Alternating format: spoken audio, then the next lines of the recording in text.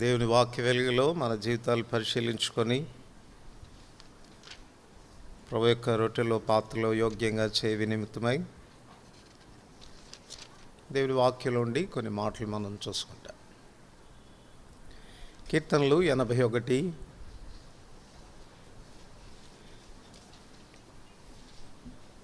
మొదటి వచనం.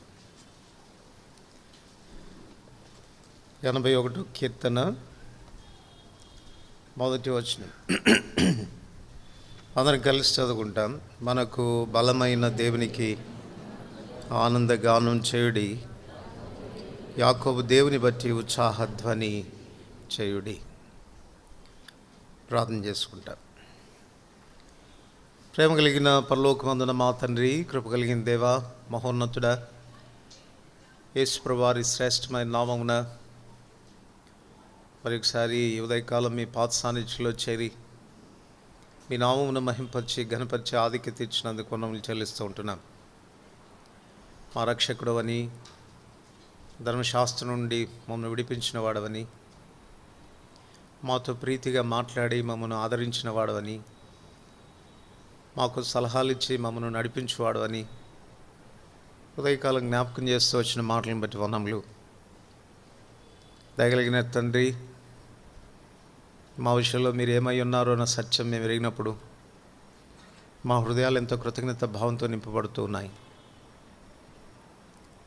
నీచులము, దౌర్భాగ్యులము, ఎన్నిక లేని వారం, ఏ విషయంలో కూడా మమ్మను ఎన్నిక చేయడానికి మాలో యేసు గుణము లేదు.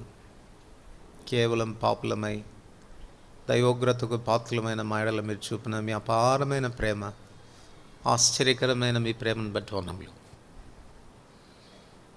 దండన తప్పించడం మాత్రమే కాదు తండ్రి, నిత్య మహిమకు పాత్రలుగా మరి మమ్మల్ని చేయాలని మీరు కోరినారు. ఆ ఉద్దేశానుసారంగా మీరు మమ్మల్ని నడిపించినందుకు కూడా వందనాలు చెల్లిస్తూ ఉంటున్నాను. ఉదయకాలం మరి ఒకసారి బలలో పాలు పొందక మునుపు మీ వాక్య వెలుగులో మా జీవితాలు పరీక్ష చేసుకోవడానికి ఇస్తున్న అవకాశాన్ని బట్టి వందనములు. ఇందు నిమిత్తం చదువుకున్న ఈ లేఖన భాగాన్ని తిరిగి మీ చేతిలో పెట్టుకుంటుండగా మీరే విరిచి ఆశీర్వదించి మాకు వడ్డించండి. ధర్మశాస్త్రంలోని ఆశ్చర్యకరమైన సంగతులు చూచినట్లు మా కనులు తెరవండి. మీ వాక్యము గ్రహించువారుగాను, మీ వాక్యాన్ని మా జీవితాలకు అన్వయించుకొని మేలు పొందువారుగా మమ్మల్ని సిద్ధపరచము. నిమిత్తం చేరి రాగలిగిన ప్రియులైన వారందరిని బట్టి వందనాలు. వారి హృదయాలని ఆ రీతిగా సిద్ధపరచము. మంచి నేలను విత్తబడిన విత్తనమును పోలి మీ మాటలు వారి హృదయాల్లో నాటుకున్నట్లుగా చేయండి. యేసు ప్రభు నామమున వందనములతో ప్రార్థిస్తున్నాం తండ్రి, ఆమేన్.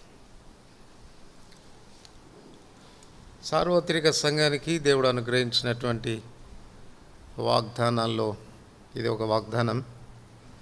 మనకు బలమై ఉన్న దేవుడు, మనకు బలమై ఉన్న దేవుడు. ఆయన మనకు బలంగా ఉన్న కారణం చేత ఈ వచనంలో చెప్పబడిన మాట ప్రకారం ఉత్సాహధ్వని చేయాలి, కీర్తనలు పాడాలి, స్వరమండలము మనోహరమైన సితారులను వాయించచ్చు ప్రభువును స్తుతించాలని కీర్తనకారుడు చెప్తా ఉన్నాడు. ప్రభు యొక్క బలం మన జీవితంలో జరిగించినటువంటి ఆశీర్వాదాలని నిజంగా మనం అర్థం చేసుకున్నప్పుడు ఆ రీతిగానే మనం ఉండగలం. సంతోషానందాలతో మన ప్రభును స్తుతిస్తూ మన జీవితాల్ని కొనసాగించడానికి ఆస్కారం అనేది ఉంది. ఈ కీర్తన రాస్తూ కీర్తనలో భక్తుడు చెప్తూ ఉన్నాడు, ప్రభు మనకు బలంగా ఉన్న కారణాన ఆయన బలాన్ని బట్టి మన జీవితంలో కలిగిన ఆశీర్వాదాలు కొన్ని తాను జ్ఞాపకం చేస్తున్నాడు. మొట్టమొదటిగా 6వ వచనంలో చూస్తే, వారి భుజము నుండి నేను బరువును దింపగా వారి చేతులు మోతగంపలనెత్తకుండా విడుదల పొందెను. సో ప్రభు యొక్క బలం చేసినటువంటి మొదటి ఆశీర్వాదం ఏంటంటే, మన భుజముల మీద ఉన్న మోత బరువును ఆయన దింపేశాడు. మరలా మనం ఆ బరువులు ఎత్తుకొనకుండా ఆయన మనల్ని ఇచ్చేశాడు. ఇది నిశ్చయంగా ఐగుప్తులో ఇశ్రాయేల్ ప్రజలు అనుభవిస్తూ వచ్చినటువంటి బానిసత్వాన్ని గురించి మనకు చాలా స్పష్టం చేస్తుంది. అదే వాళ్ళు మొరపెట్టినప్పుడు, వారు అనుభవిస్తూ వచ్చినటువంటి కష్టాలను బట్టి వారు మొరపెడుతూ వచ్చినప్పుడు దేవుడు వారి పితరులైన అబ్రహాం, ఇస్సాకులతో చేసిన వాగ్దానాన్ని జ్ఞాపకం చేసుకొని వారిని చూచాడు, వారిని లక్ష్యం ఉంచాడు. అదే మనం నిర్గమ 6వ అధ్యాయంలో చూస్తే అక్కడ మోషేతో చెప్తాడు, రా నేను నిన్ను పంపిస్తాను, వారి బరువుల క్రింద నుండి నేను వారిని విడిపించడానికి నేను నిన్ను పంపిస్తానని మోషేతో చెప్తాడు. కనుక ఆయన బాహుబలం చేసినటువంటి మొదటి మేలు మన జీవితాల్లో బరువుల నుంచి మనకు విడుదలిచ్చింది. మనందరికీ బాగా పరిచయమైనటువంటి మాట కీర్తనలు 38:4 మనం చదువుతాం. అన్నిటికంటే భారమైనది, బరువైనది మన దోషములే, మన పాపములే. నా దోషములు నా తల మీదుగా పొర్లిపోయినవి, నేను మోయలేని బరువు వల్లే అవి నా మీద మోపబడి ఉన్నవి అని. ఈ విషయంలో మినహాయింపు ఎవరికీ లేదు. ఎంచేతనగా పాప భారం అంటూ నాకు లేదు అని చెప్పగలిగిన వాడు ఎవరూ లేరు. బైబిల్ స్పష్టం చేస్తుంది, ఏ భేదం లేదు, అందరూ పాపం చేసినటువంటి వారే అని. మానవుడు ఈ విషయంలో చాలా కాన్షియస్గా ఉంటాడు. తను పాపి, తాను దోషి, తను ఇష్టపడినా తను ఇష్టపడకపోయినా తన మనస్సాక్షి మీద ఆ భారం అనేది ఉంచబడుతుంది. ఆ మనస్సాక్షి మనిషిని వేధిస్తూ ఉంటుంది. ఆ పాపాన్ని బట్టి భారం అనేది అంతకంతకు ఎక్కువ అవుతూ ఉంటుంది. అందుచేతనే మనుషుడు ఈ భారం నుండి తాను విడుదల పొందేదానికి నానా రకాలైనటువంటి యత్నాలు చేస్తూ ఉంటాడు. అలాంటి ప్రయత్నాల్లో మతం అనేది మరొకటి. మత సంబంధమైన కార్యాలు, మత సంబంధమైన భక్తి చేయడం ద్వారా ఈ మనస్సాక్షి మీద బరువుగా ఉంచబడినటువంటి ఈ భారాన్ని తొలగించుకోవాలి అని మనుషుడు ప్రయత్నిస్తాడు. కానీ బైబిల్ చెప్పే మాట ఏంటంటే మతం మానవుని భారాన్ని మరింత ఎక్కువ చేసింది. చూడండి, లూకాసు వార్త 11వ అధ్యాయం. లూకాసు వార్త 11వ అధ్యాయం 46వ వచనం. లూకాసు వార్త 11వ అధ్యాయం 46వ వచనం అందరం కలిసి చదువుకుంటాం. ఆయన, అయ్యో ధర్మశాస్త్రోపదేశకులారా, మోయం శక్యం కాని బరువులను మీరు మనుషుల మీద మోపుదురు కానీ మీరు ఒక వ్రేలుతోనైనాను ఆ బరువును ముట్టరు. కనుక మత సంబంధమైనటువంటి భక్తి చేత వాళ్ళు ఏం చేశారంటే ఆ మత సంబంధమైన నాయకులు వారి మీద మరింత బరువులను మోపారు. ఎటువంటి బరువులు? మోయ శక్యము కానీ బరువు. సో ప్రతి మతం కూడా మానవుణ్ణి మరింత బరువులోనికి, భారంలోనికి తీసుకుని వెళ్తుంది.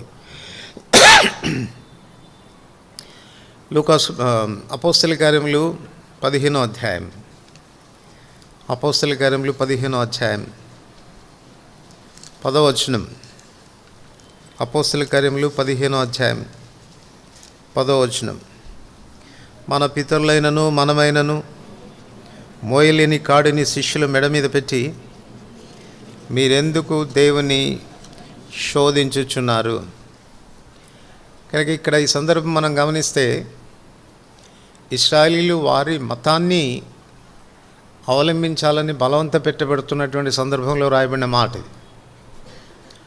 అంటే అన్యులైనటువంటి వారు ప్రభునందు విశ్వాసం ఉంచి రక్షించబడిన తర్వాత యూదా మత ప్రవిష్టులు వాళ్ళు ఏం చెప్తూ వచ్చారంటే, మీరు ప్రభు చెంతకు రావచ్చేమో కానీ మా ధర్మశాస్త్ర ప్రకారంగా మీరు సున్నతి పొందాల్సిందే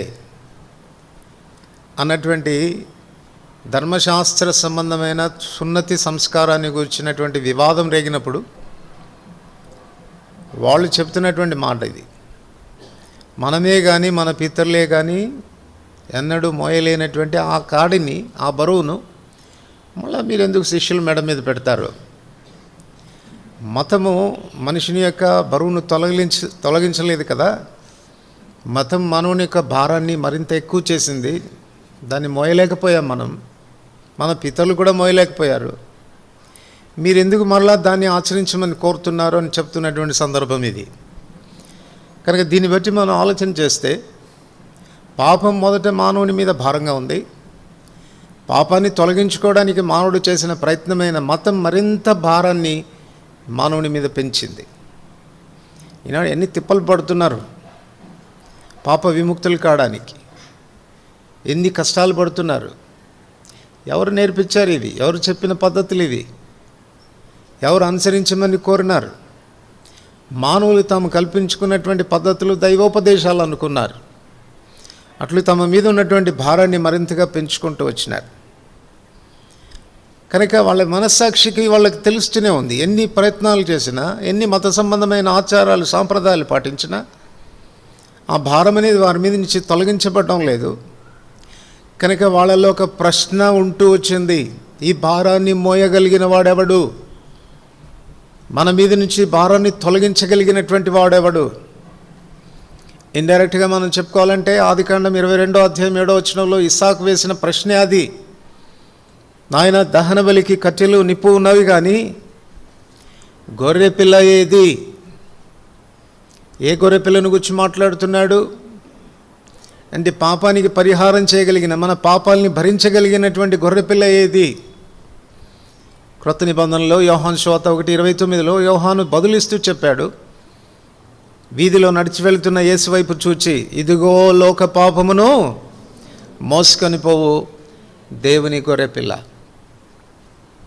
భారాలు భరిస్తూ ఆ భారం నుంచి విడుదల పొందలేని స్థితిలో, నిస్సహాయమైన స్థితిలో మనం చేసినటువంటి ప్రయత్నాలు మన భారమును మరింత పెంచగా విడుదల పొందలేని పరిస్థితుల్లో ఈ బలమైన దేవుడు మన విషయంలో జోక్యం చేసుకున్నాడు. మనం మోస్తూ వచ్చినటువంటి బరువులను, భారాలని మన భుజాల నుండి మరెన్నడూ తిరిగి దాన్ని మోయకుండా వాటి నుంచి ఆయన మనకు విడుదలను దయచేసినాడు. యెషయా గ్రంథం 53వ అధ్యాయం 6 నుంచి 8 వచనాలు. యెషయా గ్రంథం 53వ అధ్యాయం 6 నుండి 8 వచనాలు. మనమందరము గొర్రెల వలె త్రోవ తప్పిపోతిమి, మనలో ప్రతివాడు తనకిష్టమైన త్రోవకు తొలగెను. యెహోవా మన అందరి దోషమును అతని మీద మోపెను. చాలు, యెహోవా మన అందరి దోషమును అతని మీద మోపెను. ఈ మధ్యాహ్నం ఇక్కడ కూర్చున్నటువంటి వారు ఎవరైనప్పటికీ కూడా శుభవర్తమానం ఏంటంటే, సంతోషకరమైన వర్తమానం ఏంటంటే, ఈ బలమైన దేవుడు నీ బరువైన కాడి క్రింద నుంచి నిన్ను విడిపించుకోరుతూ ఉన్నాడు. నీ అంతటా నీవు ఈ బరువుల నుంచి విడుదల పొందలేవు.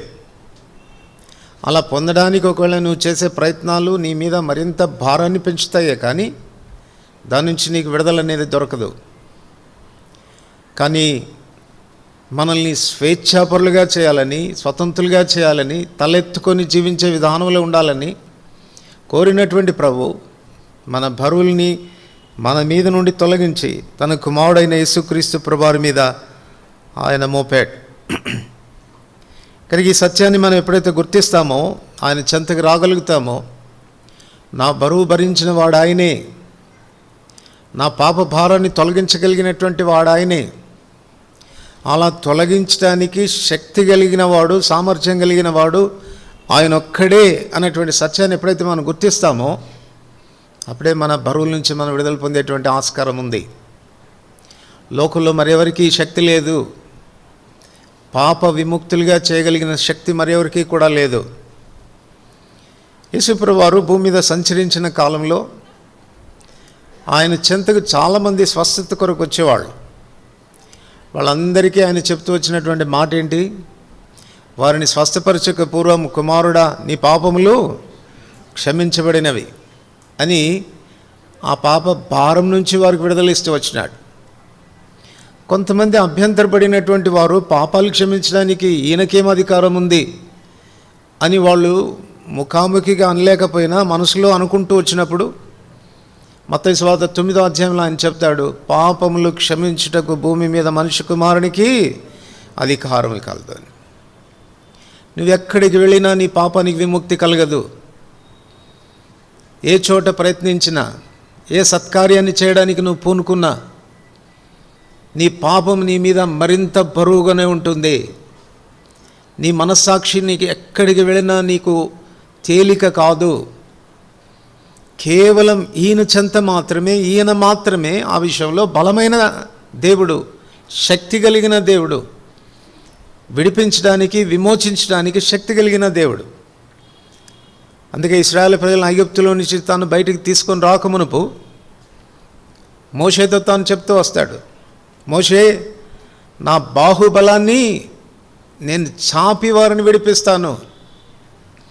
నా బాహుబలం ఎంత గొప్పదో నువ్వు తెలుసుకోవాలనంటే, ఐగుప్తులో ఉన్నటువంటి ఫరో రాజుకు, ఆ ప్రజలకు తెలియాలంటే నువ్వు వెళ్ళి ఈ సూచక్రియలు చేయమన్నాడు. అని చేస్తూ వచ్చినప్పుడు శకునగాండ్రు కూడా కొంతవరకు పోటీ పడుతూ వచ్చారు. కానీ పేల దగ్గరికి వచ్చేసరికి వాళ్ళు చెప్పిన మాట ఏంటి?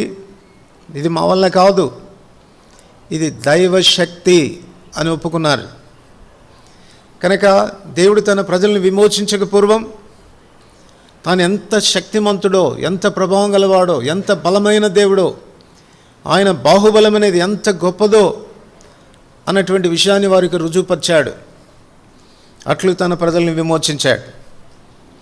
ఈ మధ్యాహ్నం కూర్చున్న నీవు, నీ పాపం నేను ఎంత వేధిస్తూ ఉన్నా, నీ మనస్సాక్షి మీద అది ఎంత బరువుగా ఉన్నా, నిద్రలేని రాత్రులు ఒకవేళ నువ్వు గడుపుతున్నావేమో, ఎవరికి నీ పాపం తెలియకపోయినప్పటికీ నిన్ను బాధ పెడుతూ ఉందేమో, ఆ భారం దినదినం మరింత అధికమవుతుందేమో,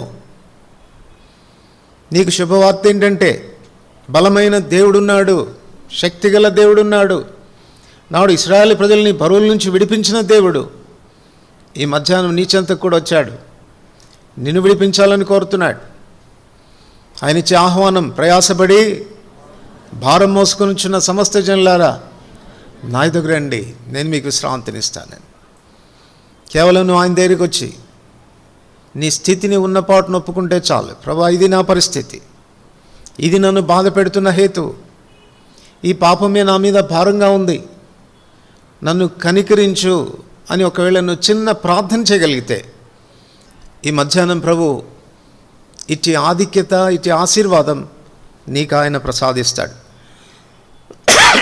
రెండవదిగా 81వ కీర్తన 7వ వచనం, 81వ కీర్తన 7వ వచనం, ఆపత్కాలమందు నువ్వు మొరపెట్టగా నేను నిన్ను విడిపించి తిని, ఉరుము దాగుచోటుల నుండి నీకు ఉత్తరమిచ్చి తిని, మెరీబా జలముల యొద్ద నిన్ను శోధించి తిని, మెరీబా జలముల యొద్ద నిన్ను శోధించి తిని.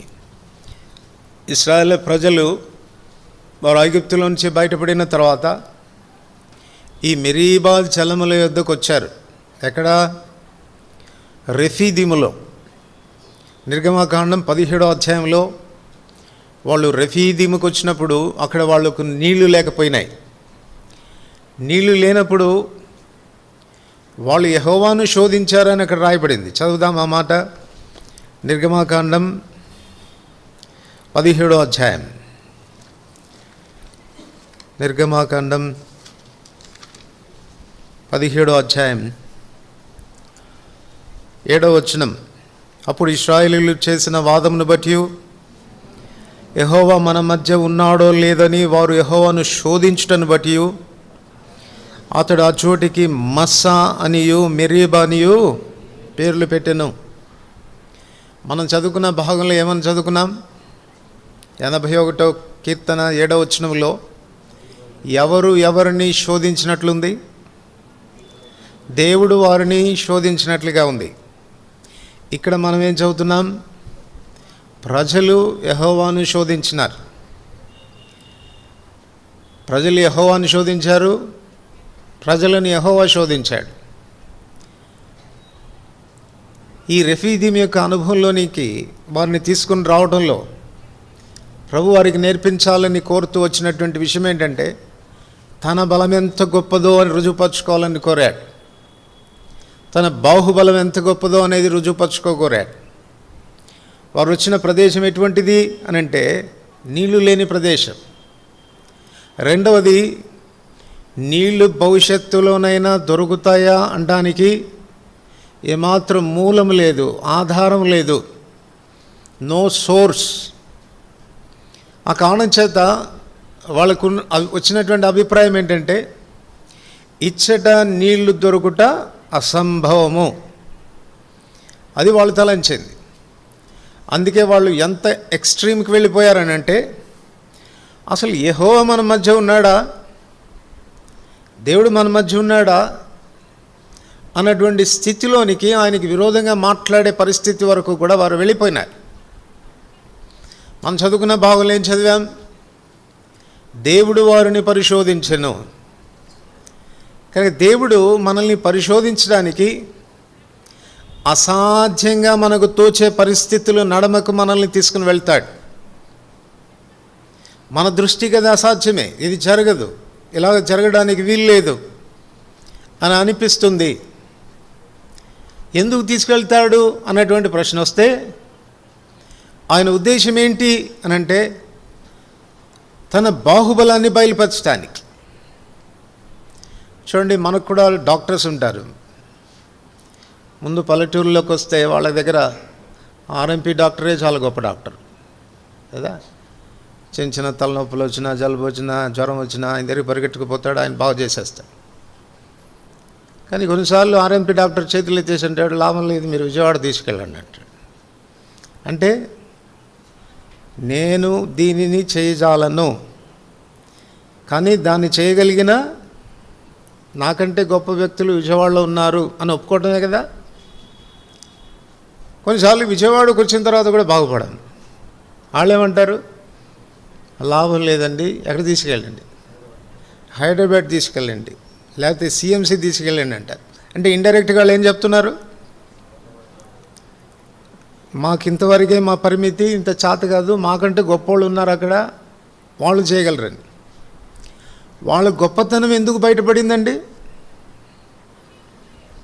వాళ్ళు గొప్ప వాళ్ళని ఎట్లా రుజువుపరచబడింది? గొప్ప రోగాలు బాగు చేశారు కనుక.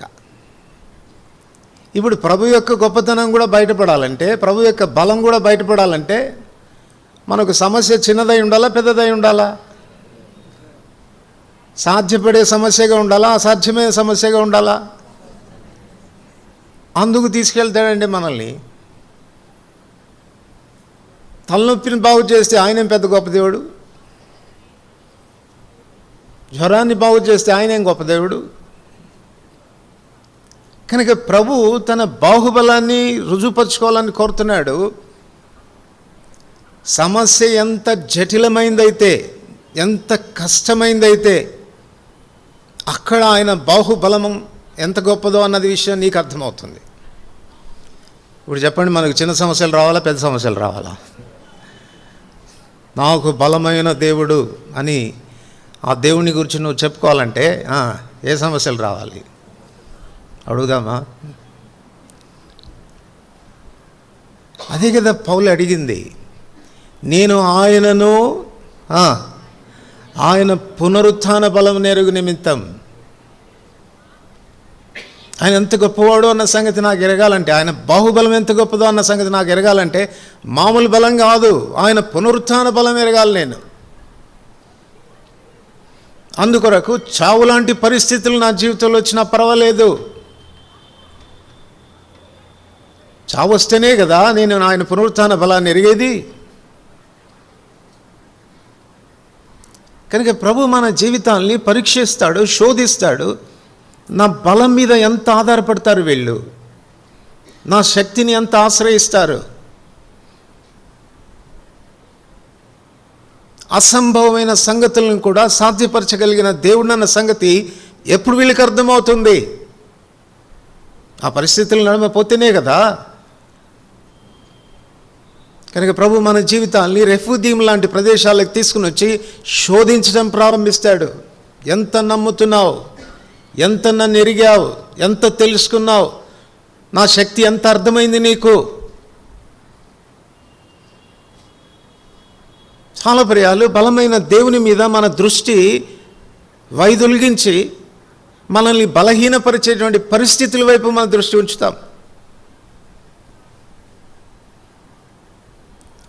వెలిచూపును బట్టి నడుచుకోవటం ప్రారంభిస్తాం. నా లౌకిక జ్ఞానంతో నేను ఆలోచించినప్పుడు ఇది జరిగేది అసాధ్యము. నీళ్ళ ఇక్కడన రావడం అసాధ్యం. ఏదైనా సోర్స్ ఉందా? పోనీ ఎండిపోయిన బావులైనా ఉన్నాయా కనీసం ఇప్పుడు ఊగుతాయనడానికి? పోనీ తీర ప్రాంతంలో ఏదైనా నదులుండి ఎండిపోయిన నదులైనా ఉన్నాయా కనీసం ఆ నదుల్లోకి నీళ్ళు వస్తుంది అని అనడానికి సోర్స్ లేదు. కానీ అక్కడ ప్రభు వాళ్ళకి నీళ్ళు ఇచ్చాడు. ఎక్కడి నుంచి ఇచ్చాడు? బండలో నుండి నీళ్ళు ఇచ్చాడు. బండలోంచి నీళ్ళు వస్తాయా? Is it the source? నీళ్ళు రావడానికి అది మూలమా? కాదే. ఇట్ ఈజ్ ఇంపాసిబుల్, అసాధ్యమైనటువంటి సంగతి సాధ్యపరిచాడు. అక్కడ తన బలాన్ని వినియోగించాడు. విశ్వాసులమైన మన జీవితాల్లో బలమైన దేవుడు, యెహోవా నా బలమా అని పాడుతాం కదా. ఎంత అర్థమైంది ఆయన బలం నీకు? ఆయన బలాన్ని అర్థం చేసుకోవడానికి ఎంత బలహీనత గుండా వెళ్ళావు నువ్వు? ఆయన శక్తిని అర్థం చేసుకోవడానికి నీ సమస్య ఎంత జటిలమైంది? వాళ్ళకి కదా ఆయన బలం అర్థమయ్యేది, వాళ్ళకి కదా ఆయన శక్తి అర్థమయ్యేది. కనుక ప్రభు మనల్ని ఆ పరిస్థితులు గుండా తీసుకుని వెళ్తున్నప్పుడు మన స్పందన ఎలా ఉంటుందో చూడండి. నువ్వు వివాదపడ్డావు, నాతో జగడానికి పూనుకున్నావు, వాదించడానికి ప్రారంభించావు, కానీ నన్ను నమ్మలేదు, నా యందు విశ్వాసం ఉంచలేదు. ఎఫెసీయులకు రాసిన పత్రిక 1వ అధ్యాయం 20వ వచనం చూడకుండా చెప్పాలా, చాలాసార్లు చెప్పాను మీకు. ఎఫెసీ 1వ అధ్యాయం 20వ వచనం, విశ్వసించు మన యందు ఆయన చూపుచున్న తన శక్తి యొక్క అపరిమితమైన మహాత్మ్యం ఎట్టిదో తెలుసుకోవాలి. ఆయన శక్తి యొక్క అపరిమితమైనటువంటి మహాత్మ్యం ఎప్పుడు తెలుస్తుంది అంటే విశ్వసిస్తే. బలమైన దేవుడే, ఏ అనుమానం లేదు. ఆ బలమైన దేవుని యొక్క బలం యొక్క మహాత్మ్యం అనేది నీవు అనుభవించాలి, నీవు నీ వ్యక్తిగతమైన జీవితంలో రుచించాలి. ఎప్పుడు సాధ్యం ఇది అంటే ఆయన మీద మనం విశ్వాసం ఉంచినప్పుడు. ఆయన మీద విశ్వాసం ఉంచితే అసాధ్యమైన సంగతులను సాధ్యమవడం చూస్తాం. ఆయన యందు విశ్వాసము లేకపోతే మన దేవుని సంతోషపరచుట అసాధ్యం. 2 అసాధ్యాలు ఉన్నాయి. ఒక అసాధ్యం ఏంటి? దేవుని సంతోషపరచడం అసాధ్యం. ఎప్పుడు? విశ్వాసం లేకుండా దేవునికి ఇష్టడైనట అసాధ్యం. ఫిబ్రవరి 11:6 మనం చదువుతాం. ఒకవేళ విశ్వసించగలిగితే అసాధ్యమైన సంగతులను కూడా సాధ్యమవడాన్ని మనం చూడగలం. మన పితరుడైన అబ్రహాము, విశ్వాసులకు తండ్రి అయినటువంటి అబ్రహాం చేసిన పని అదే కదా. నిరీక్షణకు ఆధారం లేని పరిస్థితుల్లో అతడు నిరీక్షణ ఉంచి నమ్మాడు. నిరీక్షణకు ఆధారం ఉన్నప్పుడు నువ్వు విశ్వాసం ఉంచడం గొప్ప సంగతి కాదు. అసలు ఏ మూలం కనపడదు, ఏ సోర్స్ కనపడదు. మనం బాగుపడతామంటానికి ఏ నిరీక్షణ ఉండదు. తిరిగి మనం సమకూర్చబడతామనడానికి ఏ ఆధారం అనేది కనపడదు. అటువంటి పరిస్థితుల నడుమ ప్రభు నిన్ను తీసుకుని వెళ్ళడంలో ఉన్న ఉద్దేశం ఏంటంటే నిన్ను వాటి నుంచి విడిపించడం ద్వారా, ఆ సమస్యలకు పరిష్కారం అనేది ఆ ప్రదేశంలో చూపించడం ద్వారా తన బలం ఎంత గొప్పది అన్నటువంటి విషయాన్ని రుజువుపరచుకోవాలని కోరుతున్నాడు. కనుక ఆయన బలవంతుడే, మనం కూడా బలవంతులంగా ఉండాలి. ఏ విషయంలో బలంగా ఉండాలి? మన ఫెయిత్ అనేది స్ట్రాంగ్గా ఉండాలి. అబ్రాహామును గురించి రాయబడిన మాట అదే కదా. అతడు అవిశ్వాసమును బట్టి బలహీనుడు కాక, అవిశ్వాసమును బట్టి బలహీనుడు కాక రమారమి 100 ఏండ్లప్పుడు విశ్వాసమును బట్టి వాగ్దానం చేసిన వాడు నమ్మదగిన వాడు నుంచి విశ్వాసాన్ని బట్టి బలం పొందినాడు.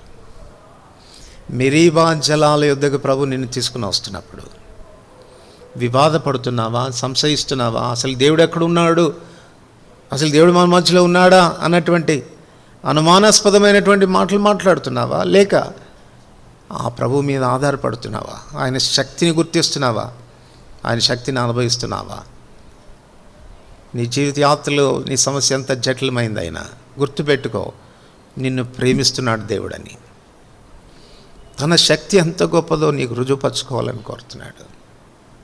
కనుక సమస్య పెద్దదవుతుంటే ఆయన మీద సణగొద్దు, గొణగొద్దు, ఆయనకు విరోధంగా మాట్లాడవద్దు, వాదించవద్దు. ఆయన గొప్పతనాన్ని అర్థం చేసుకోవడానికి పూనుకో. ప్రభా, ఈ సమస్య నడుమ నిన్ను నువ్వు రుజువుపరచుకోవాలనుకుంటున్నావు కదా, నీ మహాత్యం బయలుపరచాలనుకుంటున్నావు కదా, నీ శక్తిని బయలుపరచాలనుకుంటున్నావు కదా. లెట్ మీ సీ, ప్రభా నన్ను చూడని, నేను అనుభవించని అని మన జీవితాలను ఆయనకు అప్పగించుకోగలిగితే నిన్ను శోధించే దేవుడు, నిన్ను పరీక్షించే దేవుడు నీ విషయంలో ఆయన సంతోషిస్తాడు. నీ విశ్వాసాన్ని చూసి ఆయన ఆనందిస్తాడు. అది రెండవ విషయం. కీర్తనలు 81.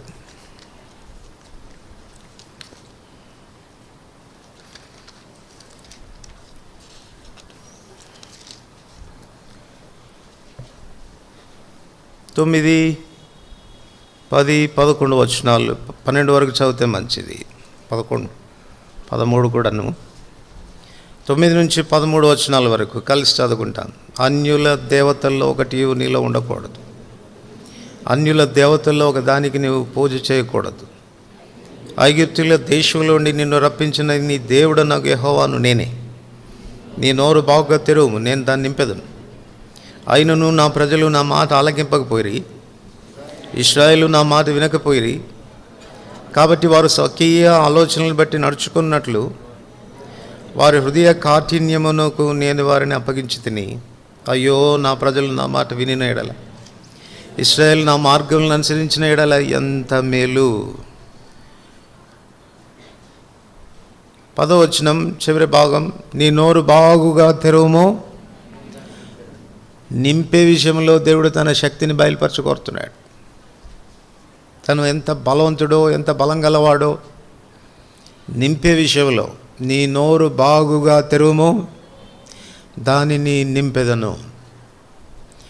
నోరు బాగుగా తెరువుము, దాన్ని నింపెదను అంటే ఏ బిర్యానీ పెడతాడని కాదు కదా. ఇక్కడ సందర్భం ఏంటి అని ఆలోచన చేస్తే, ఏం పెట్టాలనుకుంటున్నాడు మన నోటి నిండా?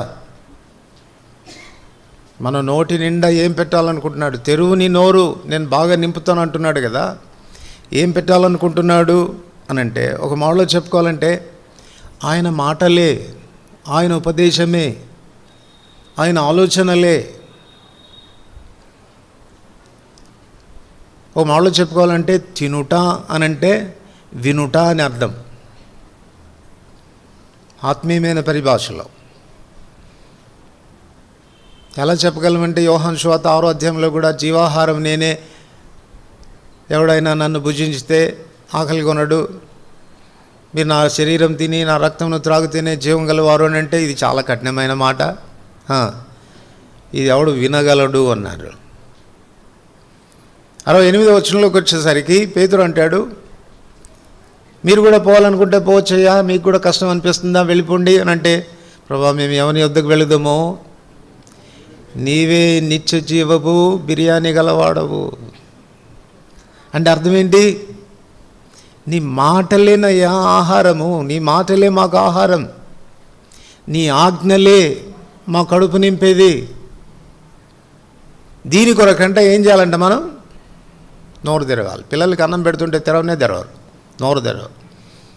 ఆ మాట చెప్పి ఈ మాట చెప్తే కొంచెం తెరిస్తే కుక్కుతూ ఉంటాం కదా. ఒకవేళ వాళ్ళు బాగా నోరు తెరిస్తే నీ నోరు తెరిచారంటే ఎంత సంబరంగా పెడతాం, నోటి నిండగా. దేవుని ఆశ అది. ఓ మాటలో చెప్తున్నాడు, ఇంకో మాటలో చెప్పాలనంటే నా మాటలే మీకు ఆహారం. మనుషుడు రొట్టె వలన మాత్రం కాదు కానీ దేవుని నోట నుండి వచ్చే ప్రతి మాట వలన జీవిస్తాడు. నా మాటలే మీకు ఆహారంలాగా ఉంటాయి, నా మాటలే మీకు కడుపు నింపుతాయి, నా మాటలే మిమ్మల్ని సంపూర్ణతలోనికి నడిపిస్తాయి, నింపబడేటువంటి అనుభవంలోనికి నడిపిస్తాయి. ఆత్మీయమైనటువంటి నింపబడేటువంటి జీవితం దేని గురించి మాట్లాడుతుంది అని అంటే, ఎఫెసీయులకు రాసిన పత్రిక 5:18 ఆత్మ పూర్ణులై ఉండుడి అని చెప్పాడు. అదే మాట కొలస్సీలకు రాస్తూ అపోస్తలుడైన పౌలు కొలస్సీ 3:16 అంటాడు, దేవుని వాక్యము సమృద్ధిగా మీలో నివసింపనీయుడి అంటాడు. ఎఫెసీయులకు రాస్తూ ఏమో పరిశుద్ధాత్మతో పోల్చాడు, కొలస్సీలకు రాస్తూ వాక్యంతో పోలుస్తున్నాడు. ఇప్పుడు మనం నింపబడాల్సింది దేని చేత? వాక్యం చేత నింపబడాలి, దేవుని మాటల చేత నింపబడాలి. ఆ వాక్యాన్ని మనం తినాలి, ఆ వాక్యాన్ని మనం డైజెస్ట్ చేసుకోవాలి. యేసుకేలు చెప్తాడు కదా, యేసుకేలు గ్రంథం 2వ అధ్యాయం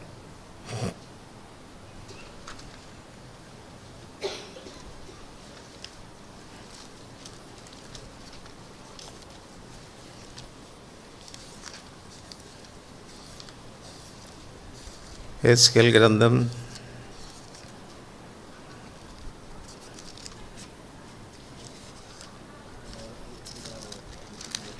2వ అధ్యాయం చివరిలో ఉంటుంది చూడండి, 8వ వచనమా. నరపుత్రుడా, వారు తిరుగుబాటు చేసినట్లు నువ్వు చేయక నేను నీతో చెప్పు మాట విని నోరు తెరచి నేనిచ్చు దాన్ని భుజించుమని. ఇప్పుడు తెలవండి, నోరు తెరవడం అంటే దేని కొరకు? నేను ఇచ్చే మాటల కొరకు నోరు తెరవండి. 3వ అధ్యాయం 2-3 వచనాలు, మొదటి 3 వచనాలు. మరియు ఆయన నాతో ఇలాగ సెలవిచ్చును, నరపుత్రుడా, నీ కనబడిన దాన్ని భక్షించుము, ఈ గ్రంథమును భక్షించి ఇశ్రాయేలీయుల దగ్గరకు పోయి వారికి ప్రకటన చేయము. నేను నోరు తెరవగా ఆయన గ్రంథం నాకు తినిపించి, నరపుత్రుడా, నేను ఇచ్చిన ఈ గ్రంథమును ఆహారంగా తీసుకొని దానితో నీ కడుపు నింపుకొనమని నాతో సెలవీయగా నేను దాన్ని భక్షించి తిని అది నా నోటికి తేనె వలె మధురంగా. ఇప్పుడు చెప్పండి, నోరు తెరవాల్సింది దేనికి? దేవుని వాక్యం కొరకై, దేవుని వాక్యం కొరకు. ఇప్పుడు మరలా రండి, 81వ కీర్తన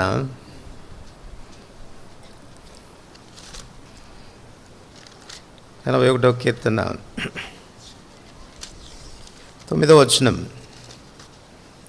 81వ కీర్తన 9వ వచనం. అన్యుల దేవతలలో ఒకటి నీలో ఉండకూడదు, అన్యుల దేవతల్లో ఒకదానికి నీవు పూజ చేయకూడదు. ఐగుప్తీయుల దేశం నుండి నిన్ను రప్పించిన నీ దేవుడు నాకు యెహోవాను నేనే. అంటే అర్థం ఏంటి?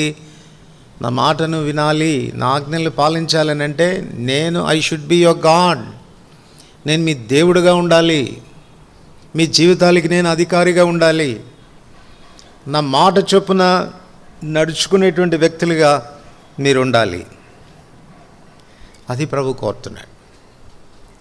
నీ నోరు బాగుగా తెరవము. దేని గురించి మాట్లాడుతుంది ఇది? ఇప్పుడు చెప్పండి, నోరు తెరిచేది ఎప్పుడు? ఆకలి అయినప్పుడా, కడుపు నిండినప్పుడా? ఈ పిల్లకాయలు ఎందుకు నోరు తెరవరు సరిగా?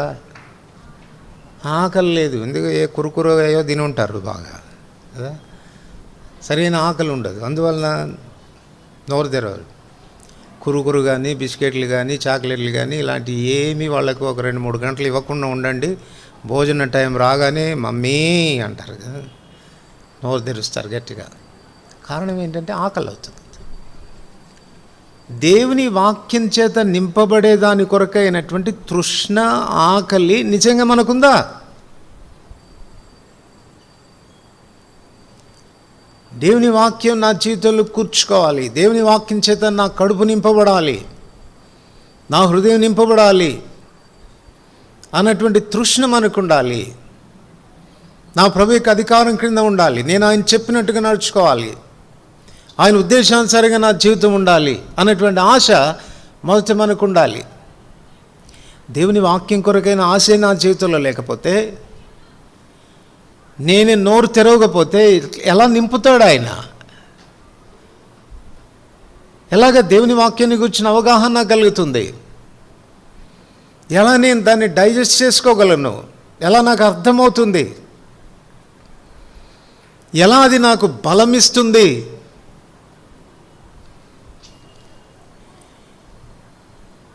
ఇది నాన్న ప్రభు బలమైన దేవుడు. ఆయన కోరుతున్నటువంటి విషయం ఏంటంటే, I want to strengthen you. నేను నిన్ను బలపరచాలని కోరుతున్నాను. నేను నిన్ను ఎంతగా బలపరచాలని కోరుతున్నాను అని అంటే, సమృద్ధిగా నేను నీ నోటిని నింపాలని కోరుతున్నాను, నీ హృదయాన్ని నింపాలని కోరుతున్నాను. మొదటి యోహాను పత్రిక 2వ అధ్యాయం 14వ వచనంలో చదువుతాం కదా, యవనస్తులారా మీరు బలవంతులు, దేవుని వాక్యము మీ యందు నిలుచుచున్నది. ఎంత దేవుని వాక్యం మనలో స్టోర్ అవుతుంది, ఎంత దేవుని వాక్యాన్ని మనం గ్రహిస్తున్నాం, ఎంత జీవితానికి అన్వయించుకుంటాం అన్న దాని మీద ఆయన శక్తి మన విషయంలో విడుదలవుతుంది. దేవుడు ఆ శక్తిని మనకు ప్రసాదించడానికి నీ నోరు తెరువు, నా బలాన్ని నేను నీకు ఇవ్వాలని కోరుతున్నాను, నా శక్తిని నేను నీకు ఇవ్వాలని కోరుతున్నాను. ఎంత ఆశ ఉంది మనకు, ఎంత నేర్చుకోవాలన్న తపన ఉంది, ఎంతసేపు దేవుని పాదాల దగ్గర కూర్చోగలుగుతున్నాం.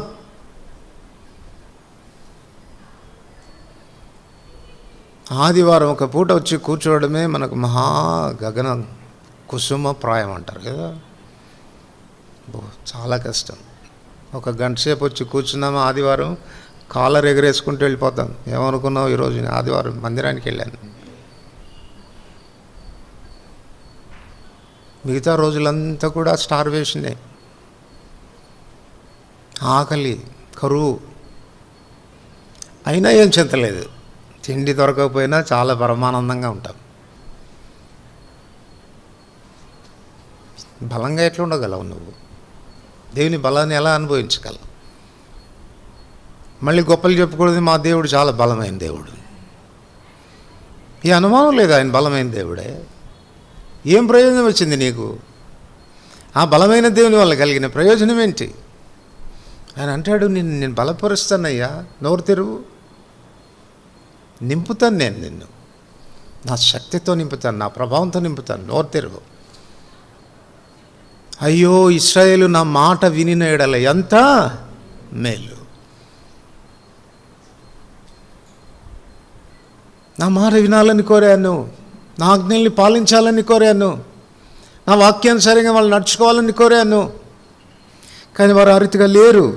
ఏం చేశారు చూడండి, 11వ వచనం 12వ వచనాలు కలిసి చదువుతాం. అయినను నా ప్రజలు నా మాట ఆలకింపకపోయిరి, ఇశ్రాయేలీయులు నా మాట వినకపోయిరి, కాబట్టి వారు తమ స్వకీయ ఆలోచనలను బట్టి నడుచుకున్నట్లు వారి హృదయ కాఠిన్యమునకు నేను అప్పగించి తిని. ఈ మధ్యాహ్నం ఈ దుస్థితి మనకు కలగకుండానుగా. మన హృదయ కాఠిన్యానికి ఒకవేళ మనల్ని అప్పగిస్తే అందుకంటే భ్రష్టత్వం అనేది మరొకటి లేదు. నా మాటలు వింటే మీకు మేలు కలుగుతుంది, నా మాటలు వింటే మీరు బలపరచబడతారు. నోరు తెరవండి, నన్ను మీ రాజుగా చేసుకోండి, మీ దేవుడిగా చేసుకోండి, మీ స్వకీయ ఆలోచనలు బట్టి పోవద్దు, అది మీ నష్టానికి కారణమని దేవుడు చెప్తూ వచ్చినప్పటికీ కూడా వారు ఆయన మాట వినకపోయినారు. అందువలన దేవుడు వారి హృదయ కాఠిన్యానికి అప్పగించాల్సి వచ్చింది. ఒకవేళ ఆయన మాట వింటే ప్రయోజనం ఏంటి? ఏం ప్రయోజనం కలుగుతుంది? నోరు ఒకవేళ మనం తెరిస్తే, ఆయన మాటల చేత మన నోటిని నింపితే జరిగేటువంటి లాభం ఏంటి అని అంటే ఇక్కడ కొన్ని విషయాలు చెప్పారు చూడండి. 13 నుంచి, అయ్యో నా ప్రజలు నా మాట వినిన ఎడల, ఇశ్రాయేలు నా మార్గంలను అనుసరించిన ఎడల ఎంత మేలు. ఇశ్రాయేలు నా మాటను అనుసరించిన ఎడల ఎంత మేలు. ఏం మేలు జరుగుతుందంట? 14వ వచనం, అప్పుడు నేను వేగరమే వారి శత్రువులను అనగద్రొక్కుదును.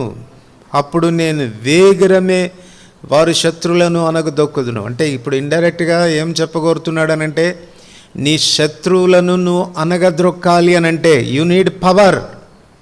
నీకు శక్తి అవసరం, నీకు బలం అవసరం. ఆ బలం నీకు ఎక్కడి నుంచి వస్తుంది? నేను నిన్ను నింపితేనే వస్తుంది. నేను నిన్ను ఎప్పుడు నింపుతాను? నీ నోరు బాగా తెరిస్తే, అంటే నీ ఆశను వ్యక్తపరిచేదే. ప్రభా, నేను బలహీనున్నయ్యా, నన్ను నీ శక్తి చేత నింపయ్యా అని కోరుతూ నీ నోరు ఒకవేళ నువ్వు తెరవగలిగితే ఆయన నిన్ను నింపుతాడు. తద్వారా నీ కలిగే మొదటి ఆశీర్వాదం ఏంటంటే నీ శత్రువులు ఏమవుతారు? అప్పుడు వేగిరమే వారి శత్రువుల నగదొరకదును, వారి విరోధులను కొట్టుదును. యెహోవాను ద్వేషించు వారు వారికి లొంగుదురు. They subdue their enemies. వారి శత్రువులను వారు ఏం చేస్తారంట? లోపరుచుకుంటారంట. వారి శత్రువులను వారు లోపరుచుకుంటారు. దేవుని బిడ్డలంగా దేవుడు మనకి ఇవ్వాలని కోరుతున్నటువంటి ఆత్మీయమైన ఔన్నత్యమైన స్థితి ఏది అని అంటే, కూర్చోరా, చోలు బెండేస్తుంది.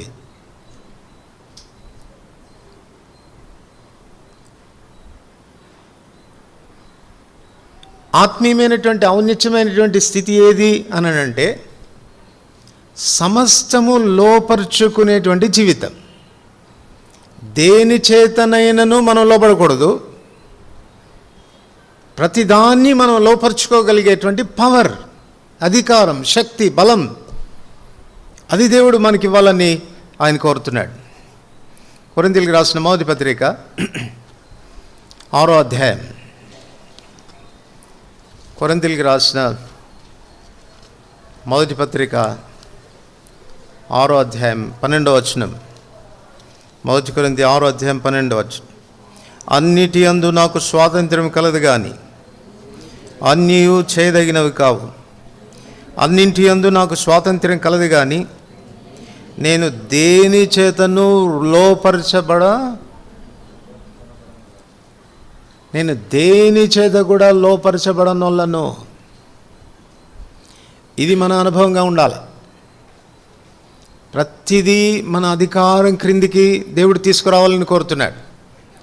ఆదామునందు కోల్పోయినటువంటి దుస్థితి అది. హెబ్రీయులకు రాసిన పత్రిక 2వ అధ్యాయం. హెబ్రీయులకు రాసిన పత్రిక 2వ అధ్యాయం.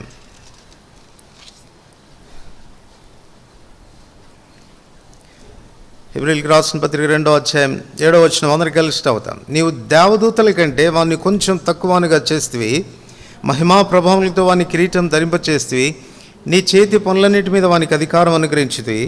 వాని పాదముల క్రింద ఎక్కడుండాలంట? సమస్తం ఎక్కడుండాలా? మన పాదాల క్రింద ఉండాలి. కానీ ఇప్పుడు ఎక్కడ తెచ్చిపెట్టుకుంటున్నాం? సమస్తం మన ఎత్తి మీదకి వస్తుంది.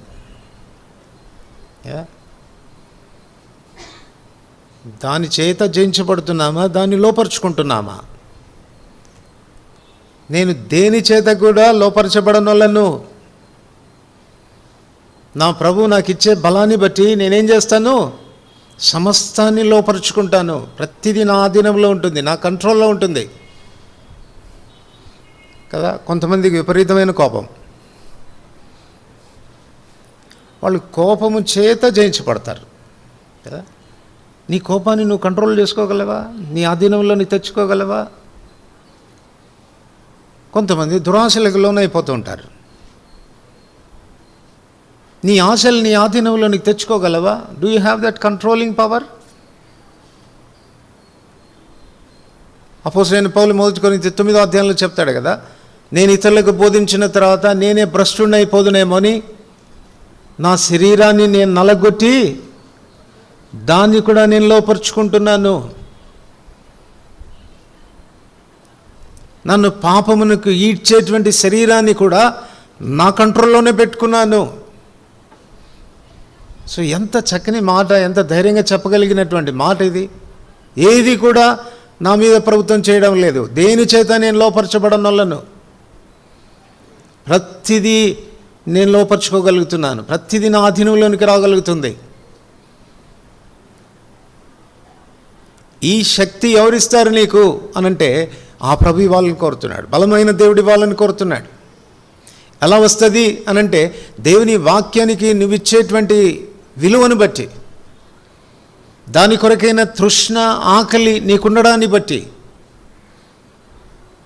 ప్రభువా నన్ను నింపు అని నీ ఆశను వ్యక్తపరుస్తూ నోరు తెరవడాన్ని బట్టి దేవుడు అట్టి శక్తిని నీ జీవితంలో ప్రసాదించాలని కోరుతా ఉన్నాడు. విజయవంతమైన జీవితం ఉందా? లేక ప్రతిదాని దగ్గరకు వచ్చేసరికి తల వంచేస్తున్నామా? బలహీనపడుతున్నామా? మన కాళ్ళ క్రింద ఉండాల్సిన దాన్ని మన నెత్తి మీదకి తెచ్చుకుంటున్నామా? ఏది మనల్ని పరిపాలిస్తుంది? పరిపాలికలుగా, ఏలికలుగా ఉండాలనేది ప్రభు యొక్క ఆశ. పాప దాసులమైనటువంటి మన జీవితాలను విడిపించాడు. రోమ 6వ అధ్యాయంలో మనకు చెప్తాడు కదా, పాపం మన మీద ఇక ఎంత మాత్రమూ ప్రభుత్వం చేయకూడదు. దాని నుంచి విడిపించబడినటువంటి స్థితి అనేది మనకు అవసరమైనటువంటి విషయం. హెబ్రీయులకు రాసిన పత్రిక 2వ అధ్యాయం 8వ వచనం. హెబ్రీ 2వ అధ్యాయం 8వ వచనం. వాని పాదముల క్రింద సమస్తం ఉంచితివి, ఆయన సమస్తమును వానికి లోపరిచినప్పుడు వానికి లోపరచకుండా దేనిని, మాట గమనించండి, వానికి లోపరచకుండా ఆయన దేనిని విడిచిపెట్టలేదు. మినహాయింపు ఏమైనా ఉందా? ఇది నాకు లోబడదు, ఇది నా పాదాల క్రిందికి రాదు, దీన్ని నేను అధీనం చేసుకోలేను అని చెప్పడానికి ఏదైనా ఉందా? లేదు. దేన్ని విడిచిపెట్టలేదు ఆయన. ఎవ్రీథింగ్, ప్రతిదీ మన పాదాల క్రిందికి రావడానికి, లోపరుచుకోవడానికి ఆయన అధికారం ఇస్తున్నాడు. స్వాధీనపరచుకోవడం అనేది మన చేతిలో ఉంది. ఇది ఎలా జరుగుతుంది అంటే దేవునికి లోబడుట ద్వారా. చివరికి ఎవరిని కూడా లోపరుచుకోవచ్చు, మనం సైతాన్ని కూడా లోపరుచుకోవచ్చు. ఎవరిని కూడా లోపరచుకోవచ్చు. సామాన్యుడు వాడు, సైతాన్ని కూడా లోపరుచుకోవచ్చు. ఎప్పుడు? యాకోబు 4:7 చెప్తాడు, దేవునికి లోబడి ఉండుడి, అప్పుడు అపవాదిని ఎదిరించుడి, వాడు మీద నుండి పారిపోతాడు. ఇప్పుడు చెప్పండి, ఇక్కడ కూర్చున్న వాళ్ళలో నేను సైతాను యొక్క ప్రభావం క్రింద లేను, వాడు నన్ను ఎక్కడ కూడా పాలించడం లేదు, ఎంతసేపు సైతాను మీద నాకు విజయమే, ఎక్కడికి పోయినా విజయమే, చెప్పగలుగుతున్నామా? వాడు నవ్వుకుంటాడు పైకి పోయి, వీళ్ళంతా ఒట్టిదే బయటికి రాని చూస్తా వీళ్ళ సంగతి. ఆడ మాత్రం బుద్ధికి కూర్చున్నారు కానీ చాలా చక్కగా వింటున్నారు కానీ let them come out, gate దాటగానే చూసుకుంటా వాళ్ళ సంగతి. కాడికి అలవాటు పడిన కోడెలం కదా, కాడికి అలవాటు పడిన కోడె అంటే ఏంటి? ముందేమో కాడికి బలవంతంగా తీసుకొచ్చి కడతారు, అది 1 రోజు 2 రోజులు, నెల రోజులు, 30 రోజులు, సంవత్సరం 2 సంవత్సరాలు కాడికి అలవాటు అయిపోయిన తర్వాత వాళ్ళు ఏం పనిలే, ఊరికి ఇట్లా కాడెత్తుతారు అంతే, తీసుకొచ్చి మెడ పెడుతుంటారు. దాన్ని ఏం లేపాల్సిన అవసరం కూడా లేదు, పడుకుని ఉన్నది లేచి తలకాయ పెట్టేస్తుంది. కాడికి అలవాటు పడిన కోడి కనుక వాడు కూడా ఆడ కాచుకొని ఉంటాడు గేట్ దగ్గర. వీళ్ళంతా ఒట్టిదే ఆడికి పోయి వచ్చిన తర్వాత చూస్తాం వీళ్ళ సంగతి. బయటికి రాగానే ఒక్కసారి అట్టు కాళ్ళు లేపగానే నీ బాంచన్ అని తలపెట్టేస్తాడు. వాడు ఎందుకు లోపడతాడు నీకు చెప్పు? నువ్వే పోయి తలకాయ పెడుతుంటే వాడి కింద. అందుకే ఆయన ఏమంటున్నా అంటే, నేను నీ దేవుణ్ణి ఉండని, వేరే దేవుళ్ళని పెట్టుకో మాకు, నీ జీవితం మీద నేను రాజుగా ఉండాలి, నేను దేవుడిగా ఉండాలి, నా మాట వినేది నేర్చుకో, నా ఆజ్ఞల్ని పాలించేది నేర్చుకో. అయ్యో నీవు నా మాట వినినాయడలా ఎంత మేలు, ఎంత శక్తిగా ఉంటావు, ఎంత ప్రభావంగా ఉంటావు, నీకు లోబడనిదంటూ ఏది ఉండదు, సమస్తం నీ పాదాల క్రిందికి తీసుకొస్తాను, అదే అని చెప్పేటువంటి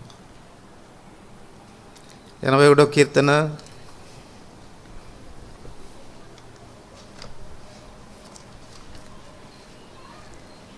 81వ కీర్తన 16వ వచనం. అతి శ్రేష్టమైన గోధుమలను అనుగ్రహించి నేను వారిని పోషించుదును. అతి శ్రేష్టమైన గోధుమలను అనుగ్రహించి నేను వారిని పోషించుదును. నోరు తెరవమని చెప్తుండేది దేని కొరకు? మనల్ని పోషించేదాని కొరకు. ఎందుకు పోషణ అవసరం? In order to get life, జీవం పొందడానికి కోసం. శ్రేష్టమైన గోధుమల చేత నేను వారిని పోషించదును. ఈ పోషణలో జరిగే విషయం ఏంటో చూడండి మళ్ళొకసారి. ఇర్మియా గ్రంథం 15వ అధ్యాయం.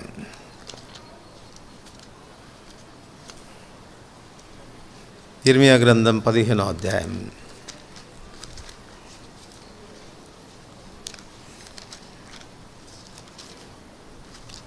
16వ వచనం. ఇర్మియా గ్రంథం 15వ అధ్యాయం 16వ వచనం. అందరికీ కలిసి చదువుదాం. నీ మాటలు నాకు దొరకగా నేను వాటిని భుజించి తిని, సైన్యములకు అధిపతి యెహోవా దేవా, నీ పేరు నాకు పెట్టబడిన గనుక నీ మాటలు నాకు సంతోషమును, నా హృదయమునకు ఆనందం కలగచేసింది. నేను చాలాసార్లు చెప్తా ఉంటాను కదా, తినేటప్పుడు ఏడ్చేవాళ్ళు ఎవరు ఉండరండి. మంచి ఆకలి మీద బిర్యానీ పెడితే ఒక్కొక్క ముద్ద ఏడుస్తా తినేవాళ్ళు ఎవరు ఉంటారండి? We enjoy it. సంతోషంగా తింటాం, అనుభవిస్తాం. అయిపోతుందేమో అనుకుంటాం. ఒకసారి నా పిల్లల్ని హోటల్కి తీసుకెళ్ళాను. మంచి ఆకలి మీద ఉన్నారు. కుండ బిర్యానీ అని అంటారు కదా, అది తెప్పించి పెడితే పాపం ఆవురమంటూ తింటున్నారు. సడన్గా అయిపోవచ్చింది. నా కూతురు అంటది, డాడీ ఇంకోటి తెప్పిండి, డాడీ ఇంకోటి తెప్పిండి. తెప్పినేమో అని భయం దానికి. ఇంకోటి తెప్పిండి. నువ్వు తినవే, ఎన్ని కొండలు తింటావో తిను, నాకేం అనిపించలేదు. తినటమే కావాల్సింది. They enjoyed it. సంతోషంగా తిన్నారు. ఇంకా తింటే బాగుండు అన్నట్టుగా తిన్నారు. భౌతికమైన భోజన విషయంలో అంతా ఎంజాయ్ చేస్తామే. దేవుని వాక్యం నీకు నిజంగా అలా రుచికరంగా ఉందా? ఆనందదాయకంగా ఉందా? ఆయన సన్నిధిలో కూర్చోవడం అలా సంతోషాన్ని ఇస్తుందా? తినేదానికి ఏడిపోయేందుకు? కొంతమందికి బైబిల్ చదివే అలవాటే ఉండదు. కొంతమంది పిల్లలకి బైబిల్ చదివే అలవాటు. తల్లిదండ్రులు బలంతా పెడుతుంటారు, లేయి చదువు. పళ్ళు కొరికితే కానీ కూర్చోరు వాళ్ళు. అప్పుడు చదివేటప్పుడు చూడాలి వాళ్ళ ముఖాలు ఎంత భారంగా ఉంటాయో, ఎప్పుడైపోద్దా ఈ అధ్యాయం అన్నట్టుగా. Are you enjoying? దేవుని వాక్యాన్ని తింటూ అనుభవిస్తూ యెహోవా ధర్మశాస్త్రం నందు ఆనందించుచు దివారాత్రం దానిని ధ్యానించువాడు ధన్యుడు. అతడు నీటి కాలువలో ఎవరు నాటబడినా చెట్లాగా బలంగా ఉంటాడు. నోరు బాగా తెరువు, నేను నింపుతానని ప్రభు చెప్పడంలో ఉన్న ఉద్దేశం ఏంటంటే నీ సంతోషాన్ని పరిపూర్ణం చేయాలని, లైఫ్ ఇవ్వాలని, నీకు జీవాన్నిచ్చి నిన్ను ఆనందింపచేయాలనేది ఆయన యొక్క కోరిక. ఎస్కేల్లో మనం చదివినాము, నీ మాటలు నేను భుజించగా నా నోటికి ఎట్లా ఉన్నాయి? అవి తేనె వలె తీయగా ఉన్నాయి. యెషయా గ్రంథం 55వ అధ్యాయం 3వ వచనంలో చెప్తాడు. 2వ వచనంలో అంటాడు, ఆహారం కానిదేని కొరకు మీరు ఎలా రూకలిస్తారు? సంతృష్టి కలుగజేయని దాని కొరకు ఎందుకు మీ కష్టార్జితాన్ని మీరు వ్యయపరుస్తారు? నా మాట జాగ్రత్తగా ఆలకించి మంచి పదార్థం భుజించుడి, మీ ప్రాణం సారమైన దాని యందు సుఖింపనీయుడి. 3వ వచనం, మీరు చెవియొగ్గి నా దగ్గర రండి, మీరు వినిన ఎడల మీరు బ్రతుకుదురు. In order to get life, జీవం మీకు రావడానికి, సమృద్ధి అయినటువంటి జీవం మీలో నుంచి ప్రవహించడానికి, మీ సంతోషం అనేది అధికంగా అవడానికి నా మాటలే దోహదపడతాయి. నోరు తెరువు, నోరు తెరువు. నేను నిన్ను బలపరచాలని కోరుతున్నాను. ఇది ప్రభు యొక్క ఆశ. 21వ కీర్తన 16వ వచనం, అతి శ్రేష్టమైన గోధుమలను అనుగ్రహించి నేను వారిని పోషించుదును, కొండ తేనెతో నిన్ను తృప్తిపరచుదును. కొండ తేనెతో నేను నిన్ను తృప్తిపరచుదును. ఇది కంటెంట్ లైఫ్ను గురించి మాట్లాడుతుంది. తృప్తిపరచబడేటువంటి జీవితం. ఆస్తిపాస్తులు సంపాదించిన, ఐశ్వర్యాలు సంపాదించిన, ఇంకేది సంపాదించినా, ఎంత మన ఇల్లు వస్తువుల చేత నింపుకున్నా, మన కడుపు పరిమాణాల చేత నింపుకున్నా, మన ఒంటి నిండా బంగారాన్ని నింపుకున్నా తృప్తి రాదు, కంటెంట్ అనేది రాదు. ఆయన మాటల చేత మన నోరు నింపబడితే తృప్తి కలుగుతుంది. దీని కొరకు ఆయన తెరవాలని కోరుతున్నాడు. అందుకే అంటే నా మాట వినిన ఎడల ఎంత మేలు, మీరు ఎంత విజయవంతమైన జీవితంలో ఉంటారు. సమస్తాన్ని మీ పాదముల క్రిందికి తెచ్చుకునేటువంటి ఆ శక్తి మీకు వస్తుంది. అబండెంట్ లైఫ్ అనేది మీలో ఉంటుంది. సమృద్ధి అయిన జీవం మీలో నుండి ప్రవహించడం ప్రారంభిస్తుంది. ఎంత తృప్తిగా ఉంటారో చెప్పడానికి వీల్లేదు. ప్రభా, ఎవని యొద్దకు వెళ్ళేదేమో, నీవే నిత్య జీవ మాటలు కలవాడు. నీ మాటలు చాలయ్యా, నీ మాటలు వింటుంటే చాలయ్యా. తిండి తినకపోయినా పర్వాలేదయ్యా, కట్టుకోవడానికి ఏమి లేకపోయినా పర్వాలేదయ్యా, ఆస్తిపాస్తులు లేకపోయినా పర్వాలేదయ్యా, నీ మాట ఉంటే చాలు. అలాంటి కంటెంట్ లైఫ్ అనేది దేవుడు తన వాక్యంలో ఉంచాడు. కనుక అంటున్నాడు, నీవు నా మాట వింటే ఎంత మేలు, ఎంత ప్రయోజనం. బలమైన దేవుని గూర్చి ఎరగాలని కోరుతున్నావు, ఈ అనుమానం లేదు, ఆయన నిజమైన బలమైన దేవుడే. Let us enjoy his strength in our own lifes. మన వ్యక్తిగతమైన జీవితంలో ప్రభు యొక్క బలాన్ని అనుభవించేది నేర్చుకుందాం. ఆయన నిన్ను బలపరచాలని కోరుతూ ఉంటుండగా, నిన్ను ఆశీర్వదించాలని కోరుతుంటుండగా, ఒక దినాన ఆయనతో పాటు ఏలేటువంటి స్థితిలోనికి మరలా నిన్ను తీసుకొని రావాలని కోరుతూ ఉంటుండగా, నానాటికి నువ్వు ఆయన బలం చేత బలాభివృద్ధి పొందుట ద్వారానే అతి ఔన్నత్యమైన ఆత్మీయ స్థితిలోనికి రాగలవు. అలాంటి స్థితిలోనికి ప్రభు మనల్ని నడిపించును గాక. ప్రార్థన చేసుకో.